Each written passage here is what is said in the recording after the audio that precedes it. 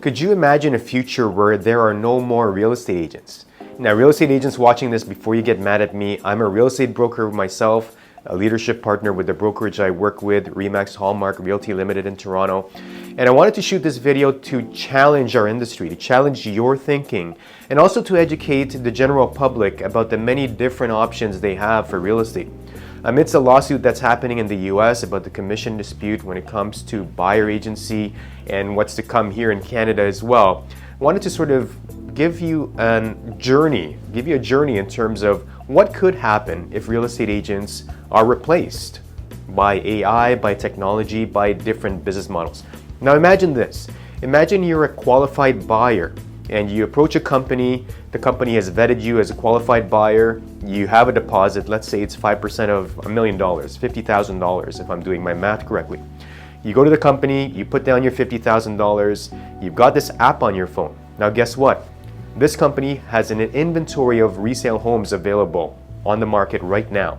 You go around, you have your cell phone, you go to the door has a lockbox. But instead of a real estate agent opening this lockbox, you use your phone. Your phone opens it up because it knows that you're a qualified buyer. It takes you inside the house. Obviously, it lets you have access to the key. You go inside the house, and now your phone is giving you a tour of the house. It's giving you all of the information room by room, all of the different features, everything that was done as far as the upgrades are concerned. But let's not stop there. It tells you about the schools in the area, what the schools' ranking are and how far they are from the home. It gives you an idea about all of the neighborhood amenities. Everything from restaurants, shopping, local destinations, favorite small businesses. It tells you all of the information about recent sales, about the estimate of how much this home could be worth, all on your phone. Now, before you get anxious or before you get skeptical, all of the technology actually exists today for this to already be happening. Question is, why aren't real estate agents replaced yet? For the general public, I know you've got your own mindset and you've got your own thinking about all the different business models that exist for real estate when it comes time for you to transact.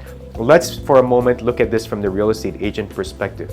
If you're a real estate agent who's only reading what you find on the internet, on social media, on your Toronto Real Estate Board reports or wherever real estate board reports you're with, then you're in trouble. Why? Because you're just simply regurgitating information without adding value to it. Anybody can do that. In fact, if that's how you operate, then nothing is going to stop this technology from replacing you.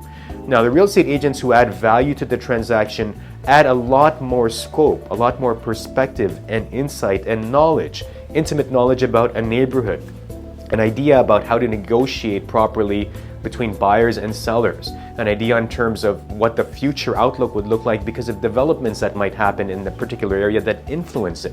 So if you're a real estate agent that understands your neighborhoods well, have an intimate ground level knowledge, and at the same time you're able to service your clients by being available for them, providing them with added value, negotiating for them, standing up and championing their needs, then you're going to remain relevant. If you're simply taking information that's readily available out there that AI can do and AI can reiterate, then you're in trouble.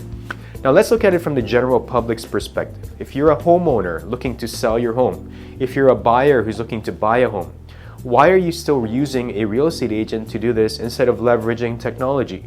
Well, this lawsuit in the United States, and depending on what happens in Canada, it could affect it up here as well. Commissions have always been one of the biggest, one of the obstacles in terms of real estate transactions. What's the proof of this? Different models of real estate exist, from discount models, from for sale by owner or do it yourself, iBuyer. Let me go through each and every single one of these. Discount model, you obviously know what that is. You're paying a discounted commission to a realtor who's not charging, let's say, the market rate for what a full commission could be. And that varies by area. There's no set rate or set fixed commission. When it comes to flat fee models, there are some brokerages that simply charge a flat fee to list a home. When it comes to iBuyer models, there's the cash buyer, there's the investors, there's the actual iBuyer companies that what they do is they put an offer on your home and they offer to buy it from you so that you don't have to deal with any real estate agents, you don't have to do any showings, you don't even have to fix your home, you don't have to stage it. They simply give you an offer price. If you like it, it's sold and you get to move on your way. I'm going to do that. I'm going to cover that topic in another video. But when you look at full service real estate, why is it still prevalent? Why is it still around? Because the value that it brings to buyers and sellers, I'm not trying to toot my own horn or the industry's horn or anything, but it's the availability of the realtor. It's about the knowledge that they bring to the negotiation table. It's about the added value that they bring to a transaction. If real estate was as simple as drawing up pieces of paper and putting it down for everybody's signature, registering title, I mean, that's the lawyer's aspect of the closing of a real estate transaction. But what happens before, during, and after a real estate transaction?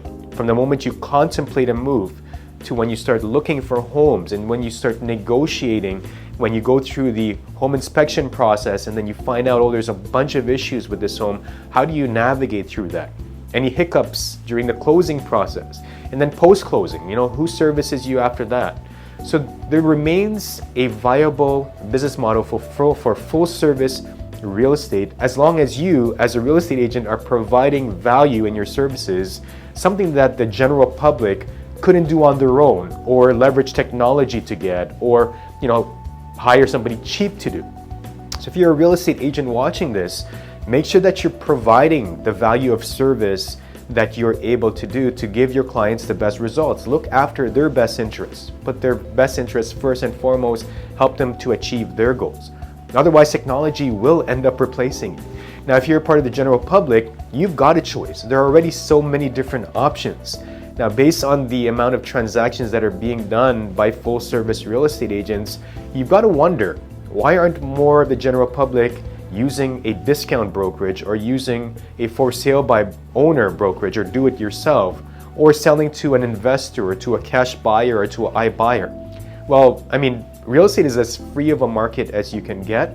And when you look at all of these different factors, I mean, you see, if you're looking in the social media of any real estate agent who does a post, and you look at all the comments on there, you look at all the comments about anybody covering the commission disputes that are happening in the US, or any real estate lawsuit for that matter, and you've got to wonder, despite this, why is real estate still around? Despite multi-million, probably multi-billion-dollar companies with lots of capital available and lots of technology available, why is a real estate agent still a necessary part in the transaction? The question is answered by this. It depends on what value that real estate agent brings. If a real estate agent doesn't bring any value to the market, then that real estate agent will quickly be eradicated amidst changing times, amidst technology implementation and rule changes that affect the industry. Now, a real estate agent that provides immense value to the transaction will always be relevant. The only question for you is, how do you bring value to the real estate transaction if you are a real estate agent? And as a general public, if you're buying a home or selling a home, or you're looking to invest, even if you're looking to rent, what does a real estate agent do to help you achieve what your goals are and protect your best interests that you couldn't do on your own? And that's really the answer to the question. Hope you found this video informative and made you think a little bit. And if you want to share some comments, if you're a real estate agent or if you're part of the general public who's a home buyer, seller, renting or investing, leave your comments. I'd love to hear what you think about this. Thank you and take care. Bye for now.